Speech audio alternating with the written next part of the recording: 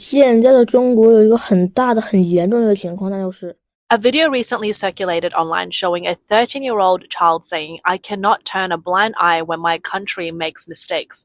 The child then posed a question, why do adults stay silent about things that a 13-year-old dares to speak about? The child emphasized that speaking out was an act of true patriotism. Right now in China, there's a really big and serious problem. Leaders hardly ever go down to the grassroots level. Let me give you an example from my school. Behind our school, there used to be an empty vegetable garden. Nothing was planted there, just a piece of barren land surrounded by bricks. Then, when I was in 6th grade, the leadership was coming for an inspection. So, they made all of us 6th graders grab holes and shovels, pretending to dig the soil. But we weren't really digging, just posing for photos to send to the leaders. And that was it. After a few pictures, we moved on to another patch of land. One of the shovels was even broken. When we were done, we just went back to class. The actual work was done by the staff. The order from above was that the students had to personally plant the entire garden, but in reality, we only did a tiny part in the middle. Yet, the report stated that all the students had planted the entire garden, and that was that. Now I'm in 7th grade, and my teacher told us that he earns 3,000 to 4,000 yuan a month, but the school reports that his salary is over 10,000. That's a 6,000 yuan difference. Where did that money go? No one knows. Why does China's average salary seem so high? It's fake. I'm telling you, my teacher earns just over 4,000, but on paper it's reported as over 10,000. Where did the extra 6,000 go? Kickbacks? No one knows. If they can even fake salaries, tell me, what wouldn't they fake? How much fraud is going on at higher levels? They can inflate a 4,000 yuan salary to 10,000. What about larger amounts? If it's several thousand, do they dare report it as 20 or 30,000? The numbers just keep getting bigger and bigger. In the end, so much information is unreliable. Think about how serious this is, and why do so many officials seem out of touch? Because they don't go down to the grassroots level. After describing the situation, the 13-year-old shared personal thoughts on the matter. That's the problem. So much of the data is fake. You get it? Officials rarely ever visit the grassroots level. Some people might criticize me, saying, what does a kid like you know? You're a traitor for saying this. But listen, people like me are the ones who truly love this country. You can't only love your country when it's strong and thriving. You can't just love it during the golden age of the Tang Dynasty, but abandon it in the late Qing Dynasty or during the Republic of China. You can't just love your country when it's doing well and then curse it when it's struggling. And you can't just turn a blind eye to its problems and only praise the good parts. That will be heartless. True patriotism means recognizing mistakes and pointing them out. That's real love for the country. Understand?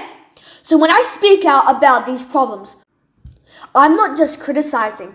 I want people to notice them and make changes. You get it? Hardly anyone talks about this kind of stuff anymore. Why does it take a 13-year-old child to say these things? Why is no one else daring to speak up?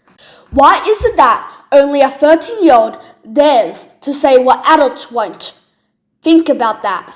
The child's courage reflects a famous saying in China, a newborn calf fears no tiger. The hesitation among many adults to speak out is often influenced by personal interest and other practical considerations. Additionally, some may remain unaware of the issues at hand. Throughout history, particularly in modern times, young people have played a significant role in social change. The increase in engagement of youth in China suggests a shift in awareness, which could be significant for the country's future. The child's statement aligns with a broader push among young people advocating for change and challenging China's one-party rule. A young Chinese youth remarked, "我诞生新的政党是目前老百姓心中。" The creation of a new political party is the key step towards progress that people want to see right now. The call for a new political party stems from frustration with the Chinese Communist Party, CCP's long-standing one-party rule. Although the CCP claims to allow other political parties, these groups exist only in name and hold no real power. Young people are now calling for genuine change. On August 31st last year, a post appeared on the Chinese Q&A platform Zhihu. It was an open letter written by Wang Miaoshen, a young man born in the 1990s. In the letter, he publicly accused Xi Jinping of mismanagement and called on the CCP's disciplinary commission to remove him from the party and strip him of all positions. Wang's accusation focused on three main points. First, he criticized the reprimand of Dr. Li Wenliang, which prevented early detection of COVID-19. He argued that this suppression allowed the virus to spread unchecked, endangering lives worldwide. Second, he condemned the harsh zero-COVID policy. He stated that while the policy may have controlled the virus, it led to severe consequences, including food shortages and delayed medical treatment, which caused unnecessary deaths. Third, he denounced the crackdown on the white paper protest. Students demanded an end to lockdowns, but the government violated their constitutional rights by arresting and imprisoning many participants, representing a severe abuse of power.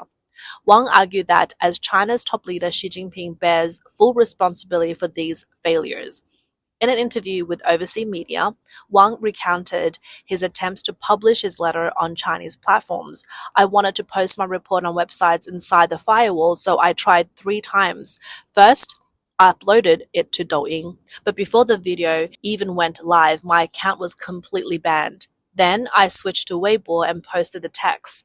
It didn't last long. Before I knew it, my entire post was deleted and I couldn't comment anymore. With no other option, Wang turned to Zhihu, where he posted his letter once again. However, not only was his post removed, but his entire account was also banned. He explained that reporting Xi Jinping was a deliberate strategy. His goal was to push the CCP's disciplinary commission to investigate. While he acknowledged that an actual investigation was unlikely, he believed the effort would serve as proof to outsiders that the system is nothing more than a facade. Wang Miaoshen stated young people in China actually have a lot of dissatisfaction with the Communist Party. The only reason they don't speak out is fear. But once they've spent more time in college, they start to realize through their own experiences that society is nothing like they were told. He emphasized that China can only improve if the Communist Party's rule come to an end. A user named Music3 Club commented, a lot of people in China are more focused on bringing down the Communist Party than on personal growth. As a result, they prioritize destruction over building something better. The most damaging aspect of the Communist Party isn't just its control over society, it's how it has influenced people's way of thinking. That mindset is what keeps its rule so strong. In my view, opposing the party is actually about self-improvement, becoming a capable, principled, and forward-thinking person. If more people embraced this and supported each other, the party's grip on power wouldn't be as secure. So how do Chinese people really feel? In 2020, a user named Fenhua11 posted a long comment on the forum Pingchong, analyzing the mindset of different groups in China. The post stated that within the system, those advocating for change are relatively few, except for individuals who feel frustrated or sidelined. Many government employees, including lower-level officials, have invested significant resources to secure their positions. With stable salaries and a certain level of social status, they are unlikely to take risks that could jeopardize their livelihoods. The post also argued that higher-ranking officials are even less inclined to support political change. If the system were to collapse, they and their families could face scrutiny. Additionally, navigating the political hierarchy often involves corruption or personal connections, making officials vulnerable in a political shift. After years of working towards these positions, they are more likely to secure personal financial gains rather than support systemic change.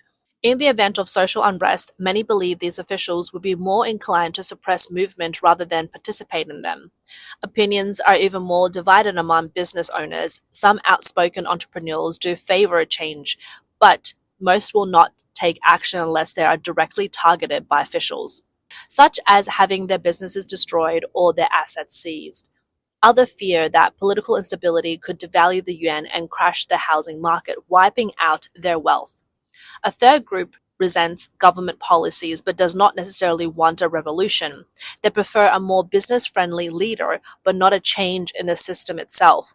If change does happen, they might support it, but they are unlikely to lead the effort. The post suggested that China's middle class is actually a group most eager for change. Once they reach a comfortable financial position, their priorities shift towards fairness, justice, and rights. Unlike the wealthy, they do not have enough assets to worry about losing everything in a revolution. At the same time, they are not solely focused on making money, and many are highly educated, leading them to care about broader social issues. This is especially true in major cities like Shanghai, where middle-class citizens tend to hold more critical view on the government. However, once they own property and have families, they become less willing to take risks. The lower class presents a unique situation. Many have been heavily influenced by government propaganda and remain loyal to the current system, despite being its biggest victims. This is especially common among older generations. However, another segment of society, those with no stable jobs, no homes, and no families, are deeply dissatisfied. With little to lose, they pose the greatest risk for social unrest. User Fenghua11 concluded that as long as the economy and job market remain stable, most people will simply continue with their daily lives despite their frustrations. But if the economy collapses and unemployment surges, the situation could change. If small business owners go bankrupt, middle-class families default on their mortgages, and the poor lose their last financial lifelines, widespread unrest could become a real possibility. Under such conditions, all it would take is the right spark to ignite something much larger. China's economy continues to deteriorate with no clear signs of improvement. Rising unemployment, business closure, and real estate crisis with withdrawal of foreign companies and mounting local government debt have contributed to growing instability. At the same time, social inequalities are becoming more pronounced, leading to discussions about forming self-defense militias. On January 2nd, 2025, a high school senior at Puchen County Vocational Education Center in Wennan, Shanxi Province died under unexplained circumstances. Sources claim the student was beaten to death by 7 classmates. When the victim's family and local supporters protested at the school, police intervened, sparking further anger. Tens of thousands of people broke through barricades and gathered at the school in protest. According to a January 8th post on Platform X by a user named Luo Xiang, messages from Shanxi protesters suggested that during the demonstration, a self-defense militia was formed. Luo Xiang further described the organization's structure, stating that 20 alliance bases were set up, radiating outward from the vocational school. These included locations such as a local power plant, water company, train station, highway entrances, schools, and residential areas. Each base reportedly established 12 divisions, with smaller units consisting of 3 to 7 people. The primary targets were identified as the county government, the court, and the police department. The group planned to prioritize offensive actions over defense, using swift hit-and-run tactics. During operations, protesters would spray paint messages related to their demands and, if necessary, use melee weapons and incendiary devices. In addition, reports indicated that efforts were underway to establish a disciplinary committee, detention centers, and even makeshift courts. The stated goal was to prosecute police officers accused of misconduct with punishments including imprisonment or public sentencing in front of schools. Some discussions suggested that officers deemed guilty will be subjected to whipping or immediate detention by the temporary courts. Independent commentator Cai Shenkun reported that Shanxi Provincial Party Secretary Zhao Yide issued an emergency directive to suppress the unrest. In addition to heavy-handed measures, authorities reportedly agreed to pay the victim's family 2 million yuan in compensation in an effort to quickly diffuse tensions. While the protests in Puchen were eventually suppressed, the approach taken by demonstrators were unprecedented. Some online comments speculated that if a small country or a government under authoritarian rule initiated conflict, internal turmoil could quickly escalate, leading to collapse.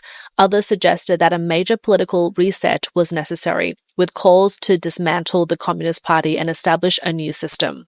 Meanwhile, some express skepticism, questioning whether these protests would have lasting impact or fade like the white paper movement. A long-time observer of China's stability policies using the pseudonym Ge Ping told Radio Free Asia that video footage from the Sanxi protest showed a significant number of young participants. He noted that many appeared to be unemployed youth resorting to violent tactics. Ge contrasted this with the white paper protest, which were largely driven by young professionals in major cities. He suggested that participation from young people in county-level areas reflected the worsening economic conditions and predicted that similar incidents could increase in 2025. Veteran journalist Yan Cheng-go wrote on Facebook on January 12 that a small elite controls every aspect of Chinese society, leaving the general public struggling both financially and mentally. He argued that widespread social injustice and economic deterioration have fueled protests like those in Puchun. According to Yan, these conditions are pushing China's 1.4 billion people towards political awareness, making what he described as an unprecedented movement of cultural awakening. He stated that enduring hardship without actions could only prolong suffering and that real change would take decisive action. Taiwanese activist and musician Chen Bo-yuan, known as Man Nam PYC, has expressed similar sentiments. He has argued that China's future demands on breaking free from Communist Party rule. On December 19th, he released a song titled Go and Reclaim the Mainland, in which he stated, "Only without the Communist Party can there be a new China.